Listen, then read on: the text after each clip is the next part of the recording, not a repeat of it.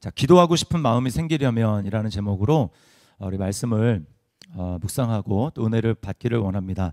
여기 특별히 이제 마지막 그 절 보면 주의 종의 집이 영원히 복을 받게 하옵소서. 이거 많이 보신 구절이죠? 아닌가요? 이게 이제 뭐 가게 같은 데 들어가면 이렇게 말씀 구절로 많이 걸어놓은 구절이 이거예요. 주의 종의 집이 영원히 복을 받게 하옵소서. 우리는 이미 그 복을 받았고 또 앞으로도 하나님께서 우리에게 계속해서 복을 주실 줄 믿습니다. 여러분 지금 하나님 앞에서 기도하는 마음이 있습니까? 막 기도하고 싶은 마음이 막 이렇게 샘솟듯이 솟아나십니까? 그런 분은 정말 복된 분이에요. 자, 근데 우리 현실을 보면 그렇지 못할 때가 참 많이 있습니다. 그죠? 그래서 이 자리에 나오기까지는 많은 분들이 이게 싸움이 있어요. 싸움이. 갈까 말까. 오늘 피곤한데 쉴까. 뭐 이런 마음들이 있습니다. 싸움이 있어요. 집에서 기도하고 싶은 마음이 불같이 일어나서 이 자리에 오기보다는 망설이다가 이제 오는 분들이 있습니다. 왜 그럴까요? 왜 그럴까요? 우리가 거듭나서 하나님의 자녀가 되었음에도 불구하고 우리에게는 여전히 죄된 본성, 나 중심적으로 살고 싶고 내 마음대로 살고 싶은 그런 죄성이 아직 우리 마음 가운데 남아있기 때문이에요. 성경적인 용어로는 이런 마음, 죄성 또는 내 마음대로 살고자 하는 이 마음을 성경적인 용어로는 특별히 이제 바울서신에서 바울 사도는 이것을 육신이라는 말로 사용합니다. 육신. 그래서 육신은 하나님을 거스르고 나는 거듭났지만 내 안에 육신의 성품이 남아있어서 하나님을 반대하고 그리고 내 생각대로 살고자 하는 이 강한 욕구가 우리 안에 아직도 남아있습니다. 그래서 바울 사도가 뭐라고 하냐면 너희가 육신대로 살면 어떻게 되죠? 반드시 죽을 것이로되. 거듭났지만 너희가 육신대로 너희 생각대로 하고 싶은 대로 그렇게 계속해서 살아가게 될 때 너희는 반드시 죽을 것이다. 이렇게 이야기를 합니다. 그러므로 우리가 거듭났지만 우리 계속해서 우리에게는 연습과 훈련이 필요한데 어떤 연습과 훈련이 필요하냐면 내가 육신대로 살고자 하는 이 마음을 성령의 도우심을 받아서 그것을 꺾는 훈련이 필요합니다. 육신대로 사는 것을 꺾는, 육신을 쳐서 복종하는 그런 훈련이 우리에게 필요해요. 그러니까 우리는 지금 중도로 걸어가는 게 아닙니다. 우리는 진공 상태에서 아무런 방해 없이 그냥 내가 원하기만 하면 무조건 하나님의 뜻대로 갈 수 있는 그런 우리가 삶을 살아가고 있잖아요. 우리에게는 가만히 있으면 떠내려가는 삶입니다. 앞에서 바람이 되게 세게 불어오고요. 또 하류로 내려가는 이 물살의 흐름이 있어요. 그러므로 가만히 있으면 그 현장에 가만히 있는 게 아닙니다. 가만히 있으면 어떻게 되는 거예요? 나도 모르는 사이에, 나도 자각하는 사이에 정신을 탁 번뜩 차리고 보면 저 밑으로 흘러가고 있는 거예요. 그래서 육신대로 살면 죽는다라는 것입니다. 이거를 우리가 기억해야 돼요. 그래서 우리가 종종 자주 속는 말이 하나님이 내게 마음을 주시며 내가 하겠습니다. 이런 마음입니다. 근데 여러분 기울어진 운동장이라는 그런 얘기 하잖아요. 기울어진 운동장. 뭐 이렇게 뭐 여성학 또 뭐죠? 그 갑자기 생각이 안 나. 그 용어가 요즘에 그 여성학 그 용어 있잖아요. 뭐라 그러죠 그거? 페미니즘. 페미니즘 중에서 제일 많이 이제 쓰는 말이 기울어진 운동장 얘기를 하거든요. 그러니까 우리가 영적으로도 마찬가지입니다. 기울어진 운동장에 우리가 있는 거예요. 그러니까 가만히 있으면 미끄러져서 뒤로 가게 되지 그냥 가만히 있으면 그 자리에 가만히 멈춰 있는 게 아니라는 거예요. 자, 그런데 중요한 건 뭐냐면 기도의 자리에 나와서가 문제입니다. 기도의 자리에 이제 나와서 이제 기도하려고 합니다. 그러면 이제 우리 마음 가운데 기도하려고 하는데 기쁨과 기대하는 마음을 가지고 기도할 수 있어야 되잖아요. 그래야 이제 기도가 즐거운데 자, 그렇게 되려면 우리가 오늘 다윗에게 하나님이 주신 다윗을 통해서 우리에게 주시는 교훈을 잘 기억할 필요가 있습니다. 다윗은요 지금 너무 기도하고 싶은 그런 마음이 충만해서 지금 하나님 앞에 기도하고 있습니다. 너무 감격해서 기도하고 있어요. 그래서 조금도 꺼리낌이 없이 하나님 앞에 나아가서 자기가 구할 바를 영원히 복을 받게 해주십시오라고 담대하게 하나님 앞에 기도하고 있습니다. 자, 26절을 보니까 다윗이 이렇게 얘기하죠. 주의 종 다윗의 집이 주 앞에서 견고하게 하옵소서. 그 다음에 29절 끝에는 주의 종의 집이 영원히 복을 받게 하옵소서. 그냥 복이 아니라 영원한 복을 하나님 우리 집에 주십시오. 저희 집에 주십시오라고 하나님 앞에 담대하게 기도하고 있습니다. 여러분, 우리가 이왕 기도하러 나왔는데 우리가 하나님을 경험하고 하나님을 만나야 되지 않겠습니까? 예. 그러려면 다윗과 같이 정말 기도하고 싶은 그런 마음으로 충만해져야 됩니다. 어떻게 다윗과 같이 정말 우리 마음에는 기도하고 싶은 열정으로 가득 차고, 그래서 하나님 앞에 조금도 거리낌 없이 담대하게 하나님 나에게 이런 복을 주십시오 라고 하나님 앞에 기도할 수 있을까? 두 가지를 말씀을 드리려고 합니다. 첫 번째는 은혜에 대한 생생한 깨달음이 필요합니다. 저를 따라 하시기 바랍니다. 은혜에 대한 생생한 깨달음. 18절 말씀을 보세요. 다윗이 이렇게 고백합니다. 주 여호와여, 나는 누구이오며 내 집은 무엇이기에 나를 여기까지 이르게 하셨나이까. 여러분, 이 다윗의 이 말을 하고 있는 마음이 느껴지십니까? 어떤 뉘앙스로 이 말을 하는 것 같습니까? 나는 누구이오며 내 집은 무엇이기에 나를 여기까지 이르게 하셨나이까. 주님, 제가 뭐라고 나에게 이런 놀라운 은혜를 주십니까? 저는 이런 은혜를 받을 자격이 전혀 없는 사람인데 저에게 너무나 과분한 은혜, 넘치는 은혜를 저에게 부어주셨습니다. 정말 감당할 수 없습니다. 이렇게 다윗이 얘기하고 있는 거예요. 자기가 자격이 없다, 하나님의 은혜를 받을 자격이 없다라고 하는 것을 다윗이 하나님 앞에 지금 정말 절절하게 고백하고 있는 것입니다. 다윗이 지금 왕이죠. 온 이스라엘을, 유대랑 이스라엘 전체를 다 다스리고 있는 다윗이 왕입니다.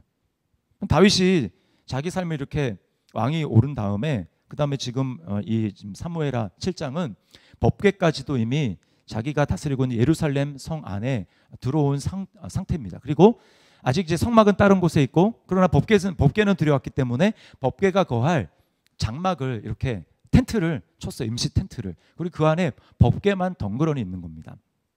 지금 그런 상황이에요. 그러면서 자기가 자신의 삶을 돌이켜 봅니다. 야, 내가 어떻게 이 자리에 올 수 있었지? 나는 원래 그 양들과 함께 뒹굴면서 몸에는 흙이 묻어 있고, 그리고 여러분, 양이 깨끗할 것 같지만 되게 지저분합니다. 똥 냄새도 되게 많이 나고요. 그래서 이스라엘의 중동 지역에서는 이제 양 목자가 이제 공공 그 버스를 탄다. 그러면 사람들이 인상을 다 찌푸리고 제발 내 옆에는 앉지 않기를 하나님 앞에 간절히 기도하는 그런 사람이 여러분 목자예요. 이게 굉장히 성경에서 목자가 굉장히 좋은 이미지로 나오지만 이거는 굉장히 고된 일이고, 몸에 온갖 그 짐승 냄새, 똥 냄새가 나는 그런 모습입니다. 다윗이 그런 상황에서 부모도 인정하지 않고 그런 상황에서 양을 치던 사람이었는데 하나님이 거기서 다윗을 탁 들어가지고 왕으로 앉혔단 말이에요. 그리고 왕으로 앉기까지 다윗이 얼마나 많은 고초를 겪고 힘듦을 겪었습니까? 10년 동안 자신의 목숨을 구하고자 계속해서 도망다니는, 사울은 죽이려고 하고 다윗은 피하려고 하고, 유대 나라에서 안 되니까 블레셋 땅으로도 갔다가 막 옮겨 다니지 않습니까? 그러니까 너무 지나간 세월에서 자기가 지금 왕으로 앉아 있다는 걸 생각할 때 이 꿈만 같은 거야. 하나님, 내가 뭐라고 어떻게 왕의 이 자리 가운데 있을 수가 있습니까? 라고 하나님 앞에 지금 감격하면서 고백하고 있는 거예요. 여러분, 다윗이 왕이 될 수 있었던 이유는 딱 한 가지밖에 없어요. 그럴 만한 믿음이 있어서도 아니고, 다윗이 뭔가 대단한 일이 있어서도 아니고, 딱 한 가지, 뭘까요? 하나님이 선택했다라는 것. 내가 너를 선택했다. 이게 다윗이 지금 왕의 자리에서 유다와 이스라엘 전체를 다스릴 수 있는 유일한 그 이유였다라는 거예요. 그러니까 모든 조건이 다 하나님께 있는 것입니다. 제가 뭔데 하나님 나에게 이런 은혜를 주셨습니까? 라고 고백하고 있는 거예요. 여러분, 진짜 은혜를 받은 사람은 어떻게든 받은 은혜를 표현하고요, 받은 은혜를 보답하려고 하는 것입니다. 이게 진짜 은혜 받은 사람이에요. 진짜 은혜를 받은 사람과 그렇지 않은 사람은 은혜를 받았는데 그 은혜에 대한 반응과 표현과, 그리고 그 은혜를 어떻게든 내가 고마워서 갚으려고 하는 그런 모습이 나에게 있느냐 없느냐, 이걸로 판가름할 수 있습니다. 예전에 우리 한국교회가 한참 부흥하던 시기에 한국의 우리 믿음의 선조들은 다 그랬어요. 어떻게 이 은혜를 갚을까? 어떻게 이 하나님의 놀라운 은혜를 내가 평생 갚으며 살까? 갚지 못하죠. 그럼에도 불구하고 그런 너무 감사하는 마음을 어떻게든 표현하고자 하는 그런 모습이 나타났다라는 거예요. 다윗도 그랬습니다. 그래서 왕이 되어서 지내던 어느 날 다윗이 문득 이런 생각을 한 거예요. 왕궁을 멋지게 지었거든요. 향기가 나는 백향목 집으로, 그리고 번쩍번쩍한 금을 들여가지고 자기가 있을 그 왕궁을 만들었단 말입니다. 그러면 자기가 왕궁에 딱 있고 하나님을 예배하는 그 자리에 장막을 친 하나님의 법궤가 있는 그 자리에 가보니까 덩그러니 텐트 하나만 딱 쳐 있는 그 모습을 보고 마음이 좀 안 좋았어요. 마음이 아팠습니다. 나는 이렇게 좋은 집에 있는데 하나님의 법궤는 저런 초라한 곳에 있는가. 물론 다윗도 알겠죠. 하나님의 진짜 계시는 곳은 하늘에 계신, 하나님이 하늘에 계시는 곳이고 저기는 사실은 하나님의 임재의 상징일 뿐이라는 것을 다윗도 모르지 않았을 거예요. 그럼에도 불구하고 상징이지만 하나님의 이름이 있는 저 자리가 저렇게 초라한 자리로 있는 것이 자기 마음에 불편한 거예요. 그래서 정말 하나님을 위해서 내가 집을, 멋진 집을, 성전을 지어드리고 싶다, 이런 마음을 다윗이 가졌습니다. 그런데요, 우리가 이제 오늘 그 읽은 본문이 18절부터 읽었잖아요. 제가 뭐 길어가지고 안 읽었는데 17절까지를 읽어보면 이게 다 하나님이 나단을 통해서 하신 말씀이거든요. 한마디로 요약하면 이거예요. 야, 다윗아, 네가 나를 위해서 집을 짓겠다고? 그 마음은 참 좋겠지만 내가 너를 위해서 집을 지어줄게. 이렇게 하나님 말씀하는 거예요. 너 나한테 그런 마음을 가지고 있었지? 내가 마음만 받겠다. 그러나 내가 너를 위해서 집을 지어줄게. 근데 그 집은 영원한 왕조였습니다. 내가 너를 위해서 영원한 왕조를 지어줄게 라고 말씀을 하는 거예요. 여러분, 영원한 왕조가 세상에 있습니까? 영원한 왕조가 없어요. 제가 다시 이제 학창 시절로 돌아간 기분으로 이제 우리 주원이 이제 42일인가 남았대요. 여러분 기도 열심히 해주셔야 돼요. 42일인가 남았는데, 그래서 학창 시절로 돌아가서 이제 고려 왕조가 몇 년 동안 지속됐나, 조선 왕조가 몇 년 동안 지속됐나 이렇게 찾아봤습니다. 고려 왕조는 470 뭐 몇 년이더라고요. 그리고 조선 왕조는 510몇 년인가 뭐 그래요. 아무튼 두 왕조가 다 한 500년 정도 되는 거 아닙니까? 오래가는 왕조라고 해도 그 정도란 말입니다. 영원한 왕조가 없어요. 고려의 왕씨 왕조, 조선의 이씨 왕조가 다 그 정도밖에 안 됩니다. 그런데 하나님은 지금 다윗에게 뭐라고 약속하시는 거예요? 내가 너를 위해서 영원한 왕조를 지어주겠다. 야, 여러분, 얼마나 다윗이 나를 왕으로 삼아주신 것도 감사한데, 내가 하나님 앞에 하나님의 그 법궤가 너무 허름한 데 있어가지고 마음에 안 돼서 내가 주님 앞에, 주님 그런 힘도 충분히 있고 내가 주님 위해서 이런 걸 좀 했으면 좋겠습니다 라고 하는, 은혜 받은 것을 좀 보답하려는 그런 마음을 하나님 앞에 표현했는데, 하나님은 받자마자 내가 너를 위해서 영원한 왕조를 주게, 또 은혜를 주시니까 다윗이 너무 막 감격한 거예요. 감격해가지고 그 지금 기도하는 게 오늘 읽은 18절부터요 29절에 있는 말씀인 겁니다. 너무 감격했어요. 얼마나 감격했으면 다윗이 19절을 끝에 뭐라고 하냐면 주 여호와여, 이것이 사람의 법이니이다, 이렇게 얘기를 하는데요. 이게 좀 언뜻 안 하다 무슨 뜻인지, 이게 새 번역에는 이런 식으로 번역해놨습니다. 새 번역에는 이것이 어찌 주님께서 사람을 대하시는 일상적인 방법이겠습니까? 그러니까 너무 기가 막힌 거예요. 다윗이, 하나님 모든 사람에게 다 이렇게 하시는 거 아니잖아요. 모든 사람에게 하나님이 다 이런 식으로 대하시는 거 아니잖아요. 왜 저에게 이런 특별한 은혜를 주시고 왜 저에게 이런 놀라운 은혜를 주십니까? 너무 감격해서 하나님 앞에 막 기도를 안 할 수가 없는 거예요. 막 기도하고 싶은 마음, 하나님 앞에 막 감격해서 표현하고 싶은 마음이 마음속에 막 넘치는 겁니다. 여러분, 이 시간 우리를 좀 돌아봤으면 좋겠습니다. 우리 마음에는 어떤가? 나에게는 하나님의 은혜에 대한 생생한 깨달음이 있는가? 왜 우리는 하나님 앞에 다윗과 같이 막 춤을 추면서 너무 감격스러워서 눈물을 흘리면서 그렇게 반응하지 못할 때가 많을까요? 그 이유는 딱 한 가지예요. 다윗은 자신이 자격이 없다, 하나님이 그런 은혜를 주시는 것에 대해서 나는 자격이 없다라는 그런 것을 정말 절절히 깨달았음에도 불구하고 우리는 어느 정도 자격이 있다고 생각하기 때문입니다. 나는 어느 정도 자격이 있어. 지금 내 삶과 내 수준은 나의 노력과 성공으로 어느 정도 이룬 것이지 라고 생각해서, 그래 나의 삶은 지금 내가 그래도 누릴 만한 자격이 있어, 나는 그런 자격이 있잖아, 자격이 있다라고 생각을 하는 것입니다. 자신이 정말 하나님의 은혜를 입어서 그렇게 됐다라는 것을 정말 잘 깨닫지 못하는 거예요.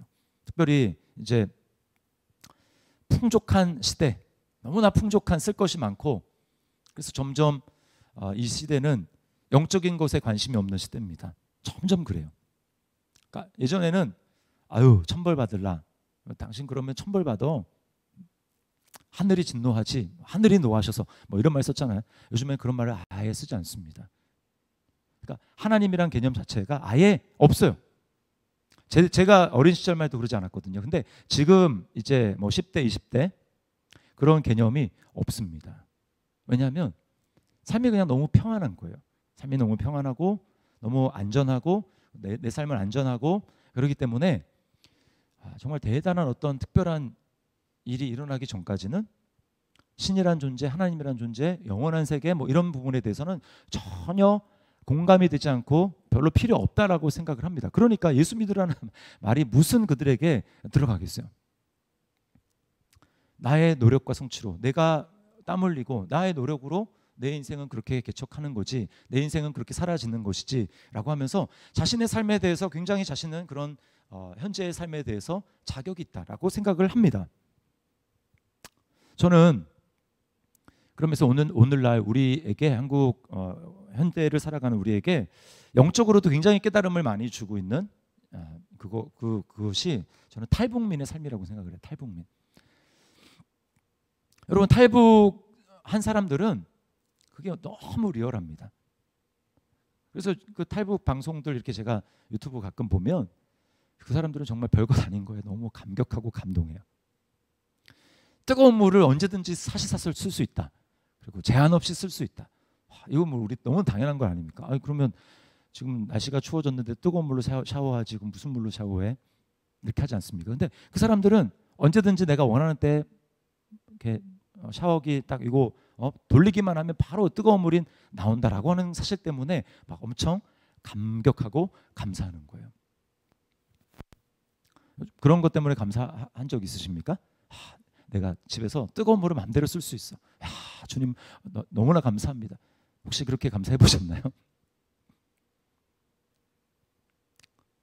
제가 이제 탈북민으로 있다가 어머니와 같이 탈북했다가 이 친구가 이제 파이터가 됐어요.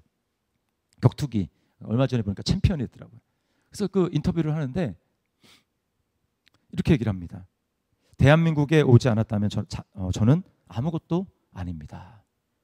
그러니까 자기가 지금 챔피언의 자리에 올랐지만 만약에 자기가 대한민국에 오지 않았다면 저는 아무것도 아닙니다 라고 하면서 지금 이렇게 경계선 북한에 있다가 남한으로 이렇게 넘어온 것에 대해서 이렇게 감사한 마음, 이런 마음이 너무너무 넘치더라는 거예요. 여러분, 그 북한과 지금 남한, 이게 이제 뭐 상대적이긴 하지만 그게 여러분 영적으로 봤을 때 우리에게 일어난 현실이라는 것입니다. 우리가 예수 믿기 전의 삶은 어때요? 북한에 사는 삶이에요.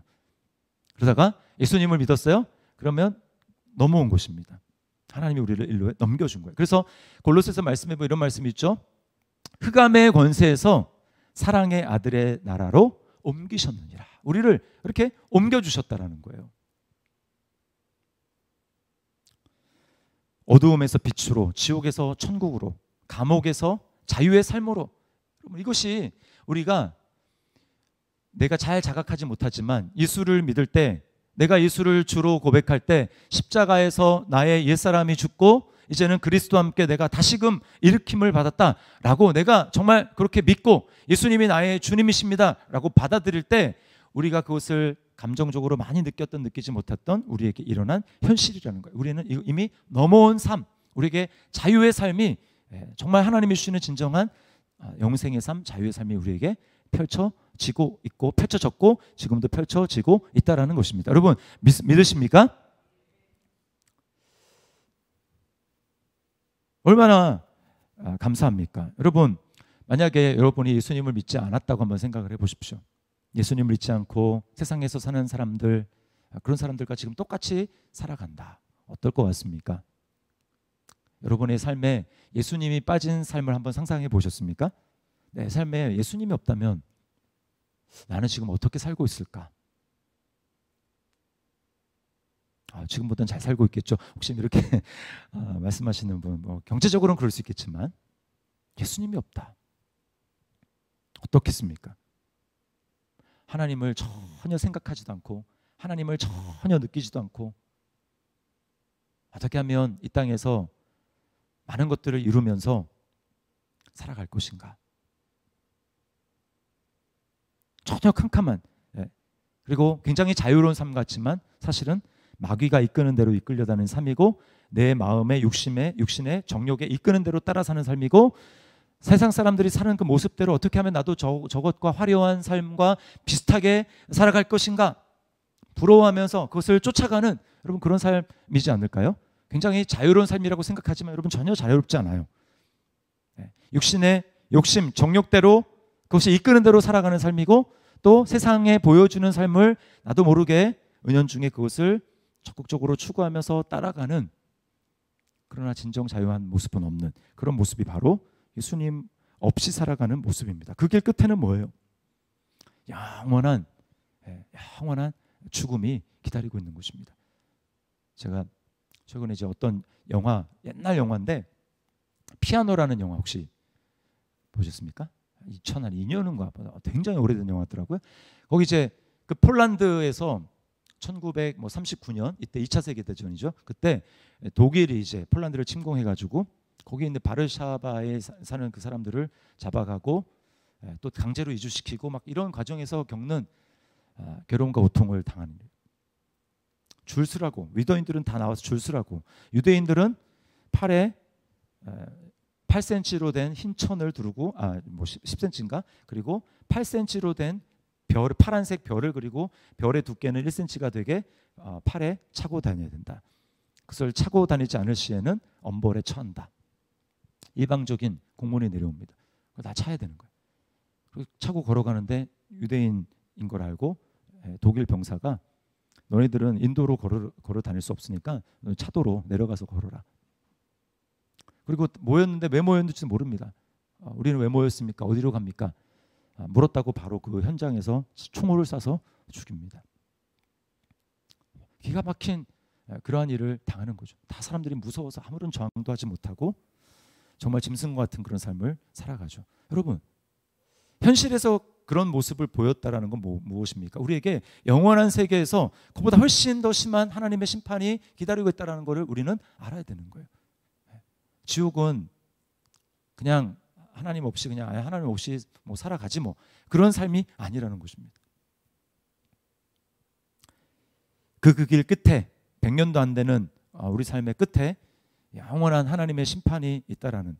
그런데 거기서 내가 예수님 없이 이 땅에서 그렇게 살아갔다면 그렇게 종말이 정해져 있는 나의 삶에서 예수님이 나를 불쌍히 여기셔서 예수님을 믿게 하시고 어느 순간에 정말 그것을 믿게 하시고 이 길이 정말 소망이고 이 길이 유일한 길이고 이 길이 정말 진리고 이 생명만이 진짜 생명이구나 라는 것을 믿고 따라갈 수 있다는 거예요. 여러분 이게 얼마나 복입니까? 얼마나 복.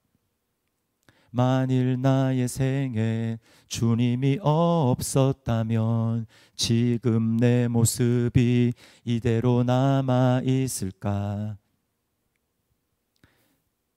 덧없이 오고 가는 슬픔 그 뜻 모를 외로움으로 내 영혼 어둠 속을 헤매고 있진 않을까? 인생의 의미도 모르고 그냥 하루하루 아무 목적도 없이 아무 의미도 없이 살아가다가 그냥 죽음에 딱 다다라서 내가 왜 이렇게 살았을까? 후회하면서 그러나 그때는 이미 늦은 그 삶이 여러분 우리가 예수님이 없으면 그 삶을 살아갔을 거예요. 그래서 여러분 우리가 자격 없는 사람을 하나님이 나에게 은혜를 주셔서 내가 예수 믿게 하셨구나. 흑암의 권세에서 사랑의 아들의 나라로 옮겨주셨구나. 주님, 제가 그럴 자격이 전혀 없는 사람인데 이런 은혜를 받았습니다. 이런 깨달음이 생생하게 될 때 여러분 우리 안에 막 기도하고 싶은 마음이 충만하게 넘치는 거예요. 오늘 이 밤이 그런 밤이 되시기를 주님의 이름으로 축원합니다. 또 하나 뭐냐? 하나님의 약속에 대해서 믿음으로 진지하게 반응해야 된다라는 거예요. 자, 다윗이 담대하게 구할 수 있었던 비결이 바로 이것입니다. 하나님의 약속하신 것을 믿음으로 진지하게 받아들였어요.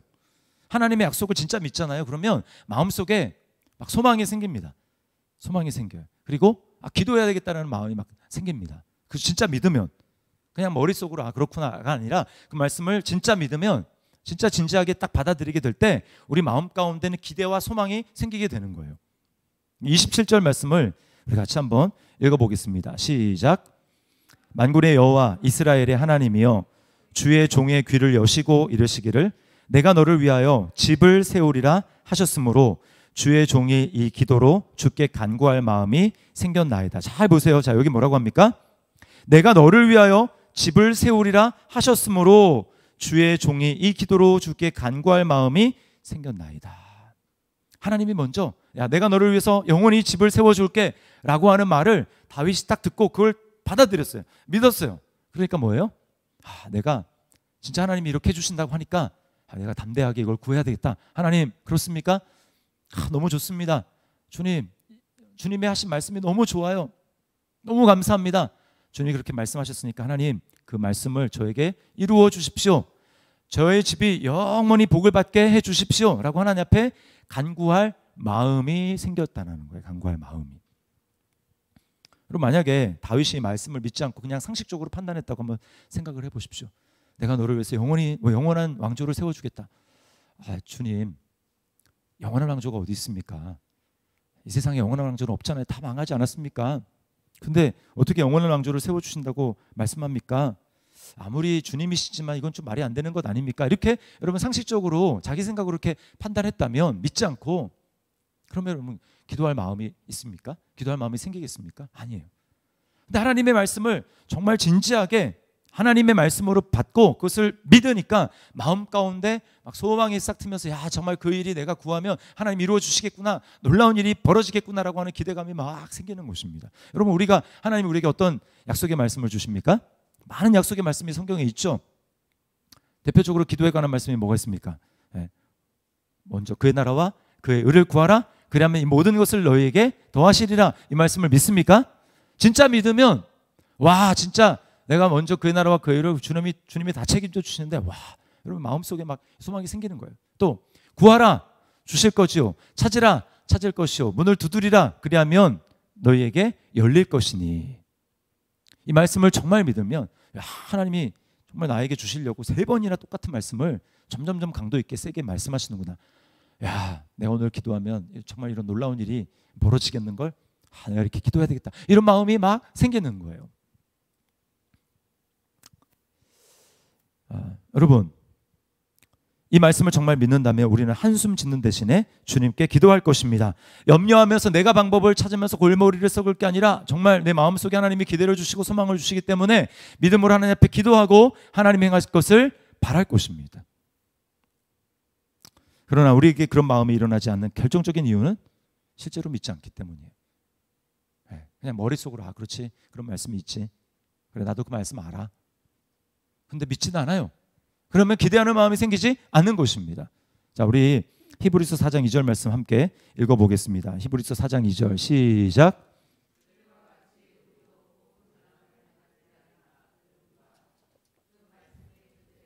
유익하지 못한 것은 듣는 자가 믿음과 결부시키지 아니함이라. 네, 말씀을 들어도 유익이 되지 못한 이유가 뭡니까? 말씀을 듣는 사람이, 말씀을 읽는 사람이, 말씀을 받는 사람이 그 말씀에 믿음으로 반응하지 않았기 때문이라는 거예요. 여러분 오늘 우리는 하나님 앞에 다윗이 그렇게 했던 것처럼 믿음으로 반응할 수 있기를 주님의 이름으로 축원합니다. 하나님이 요즘에 저에게 다시금 이제 하나님 앞에 나아갈 때 붙들게 하시는 말씀 있는데 그게 우리가 잘 아는 히브리서 4장 16절 말씀입니다. 그러므로 우리는 긍휼하심을 받고 때를 따라 돕는 은혜를 얻기 위하여 은혜의 보좌 앞에 담대히 나아갈 것이니라. 저는 예전에 이 말씀에 한참 꽂혔던 그 부분이 은혜의 보좌라는 거였어요. 은혜의 보좌. 하나님 앞에 나가는 건 하나님이 나를 언제든지 내 어떤 모습이든지 나를 판단하시고 정죄하시고 비난하시는 그런 게 아니라 은혜의 보좌구나. 무조건 나가기만 하나님이 은혜를 주시는 거야. 여기 이제 꽂혔는데 최근에 제가 이 말씀을 묵상하면서 저에게 이제 마음에 다가오는 부분은 여기 때를 따라 돕는 은혜. 때를 따라 돕는 은혜. 이 때를 따라 돕는 은혜가 어떤 얘기냐면 우리에게는 상황과 필요에 따라서 그때그때 필요가 다르다라는 겁니다. 근데 우리는 우리 자신도 그거 잘 모를 수가 있다는 거예요. 근데 하나님은 그것을 너무나 잘 아신다는 겁니다. 내게 지금은 뭐가 필요한지, 그리고 내일은 뭐가 필요한지, 또 내일 오전에는 뭐가 필요한지, 점심 때는 뭐가, 하나님이 우리 상황과 형편에 따라서 우리에게 필요한 걸 너무나 잘 아신다는 거예요. 그래서 내가 하나님 앞에 나가기만 하면 하나님이 지금 나에게 필요한 은혜, 오늘 우리가 온가족 금요 찬양 집회에 지금 나에게 필요한 은혜 하나님이 아시고 주신다는 거예요. 내가 잘 몰라도 하나님 앞에 나가서 하나님 나에게 은혜를 주십시오라고 기도하면 하나님이 지금 나에게, 오늘 나에게, 요즘 나에게 필요한 은혜를 하나님이 주신다라는 것입니다. 이걸 믿으라는 거예요. 얼마나 놀라운 일입니까? 그래서 하나님이 믿음이 필요하면 믿음을 주시고, 용기를 필요하면 용기를 주시고, 내게 위로가 필요하고 위로나 격려가 필요하면 하나님이 위로와 격려의 음성으로 나를 만나주시고, 그리고 지금 어떤 물이 잘 안 풀려가지고 나에게 이걸 좀 돌파할 수 있는 뭔가 지혜가 필요하면 하나님이 우리에게 지혜를 주시고, 그때 하나님이 필요한, 나에게 지금 필요한 은혜를 하나님이 주신다. 오늘 하나님이 우리에게 그런 은혜 반드시 주실 줄 믿습니다. 그러므로 여러분, 우리 마음 가운데 기도할 마음이 생기기 위해서 우리가 어떤 은혜가 필요하겠습니까? 성령님이 오늘 우리에게 나는 정말 받을 자격이 없는데, 하나님의 그런 은혜를 받을 자격이 없는 사람인데 나에게 너무나 놀라운 은혜를 주셨구나, 너무나 과분한 은혜를 주셨구나, 주님 너무나 감사합니다, 나에게 이런 은혜를 주셔서 감사합니다 라고 하나님 앞에 다시 한번 우리가 어느 자리에서 구원을 받았는지, 내 과거에 예수님이 없었으면 내가 어떻게 됐을까, 그것을 생각하고 정말 너무 감사하다, 이런 마음으로 하나님 앞에 나아갔으면 좋겠고, 또 하나는 오늘 여러분, 제가 여러분에게 제시한 말씀도 괜찮고, 또 우리가 붙들어야 될 약속의 말씀, 그걸 진짜 믿고 하나님 앞에 나갈 때 하나님 우리에게 기도할 마음을 부릴 듯 일으켜 주셔서 오늘 우리가 믿음으로 하나님 앞에 간구한 것에 우리 주님이 응답하여 주실 줄 믿습니다. 오늘 우리가 그런 은혜 누릴 수 있기를 주님의 이름으로 축원합니다. 우리 시간에 우리 찬양하며 나가도록 하겠습니다.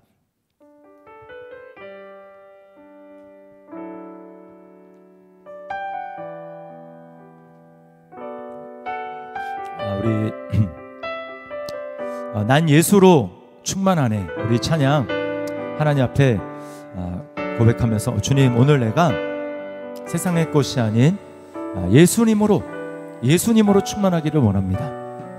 이런 마음의 간절한 고백을 가지고 내 마음에, 그래서 주님 믿음이 충만하게 하시고, 주님 앞에 기도할 마음, 정말 하나님 앞에 빨리 기도하고 싶다, 주님 앞에 믿음으로 기도하고 싶다, 이런 마음으로 충만하여 지기를 원합니다. 우리 찬양 하나님 앞에 고백하며 나가겠습니다.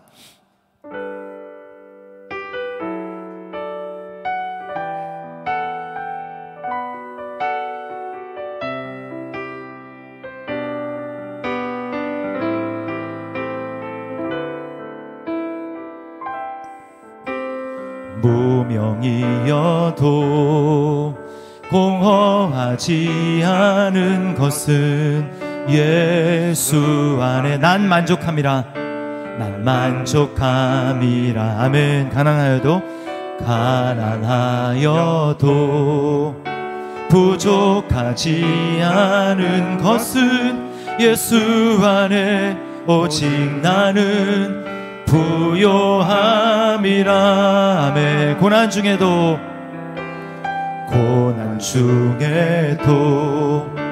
견뎌낼 수 있는 것은 주의 계획 있기 때문이라. 실패하여도 일어설 수 있는 것은 예수 안에 오직 나는 승리함이라, 아멘. 난 예수로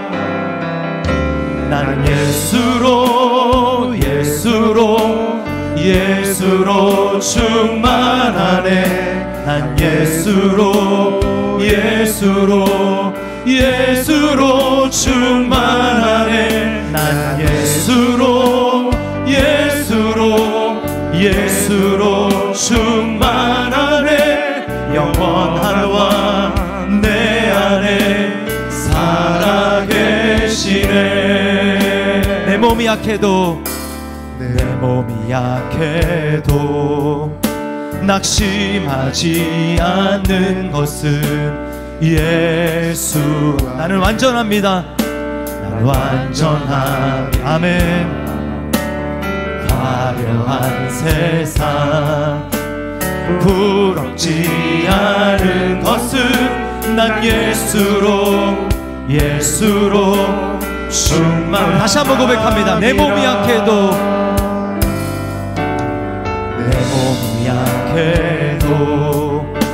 낙심하지 않는 것은 예수 안에 난 완전함이라. 화려한 세상 부럽지 않은 것은 난 예수로 충만함이라.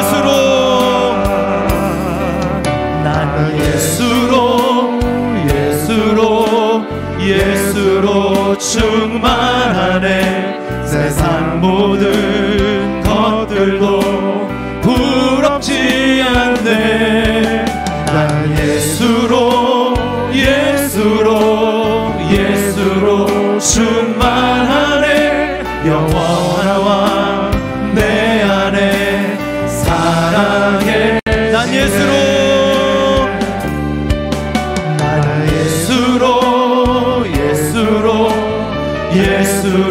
충만하네. 세상 모든 두렵지 않습니다. 두렵지 않네. 난 예수로 충만하네. 영원한 왕 내 안에 사랑해. 다시 한번 우리 믿음으로 고백합시다. 난 예수로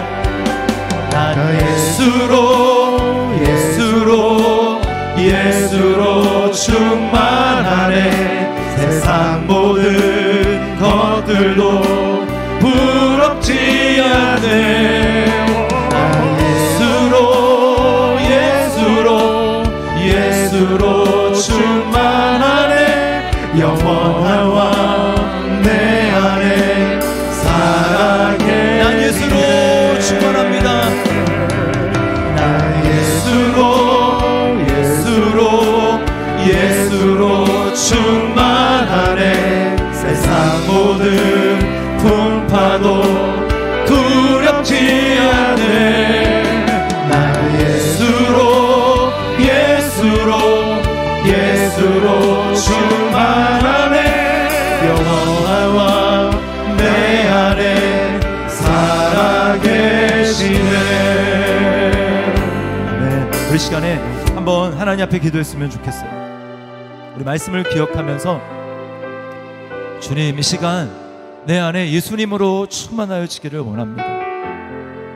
하나님의 말씀으로 충만하여지고 정말 내가 잊고 있었던 하나님의 은혜, 내가 만약에 내 삶에 예수님이 없었다면 어떨까?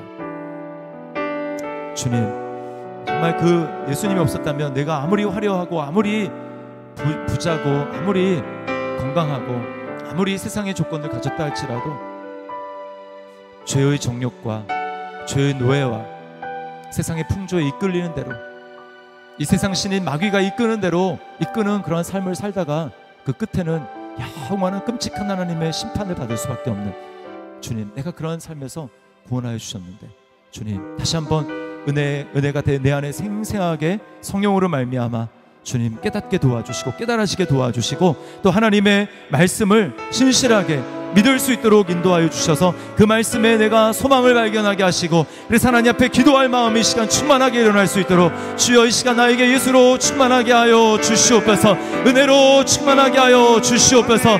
믿음으로 충만하게 하여 주시옵소서. 우리 시간에 주님 이름 한번 부르시고 합심해서 간구하며 기도하겠습니다. 주여